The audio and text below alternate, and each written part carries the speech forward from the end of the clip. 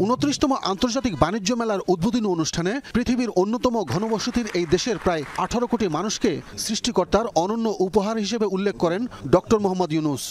মানুষ মাত্রই উদ্যোক্তা, শ্রমিক না। শ্রমিকটা হলো একটা বিপথে চলে যাওয়া, এটা মানুষের পথ না। মানুষের পথ হলো সৃষ্টি করা, নিজের মনের মধ্যে যা আছে তা সৃষ্টি করা, অন্যের হুকুমে সৃষ্টি করা না। এই মেলা উদ্যোক্তা তৈরির লক্ষ্যে ব্যাপক উৎসাহ তৈরির এই মেলাকে ঢাকার বাইরে ছড়িয়ে দেওয়ার পরামর্শ দিলেন অন্তর্বর্তী সরকারের এই প্রধান উপদেষ্টা।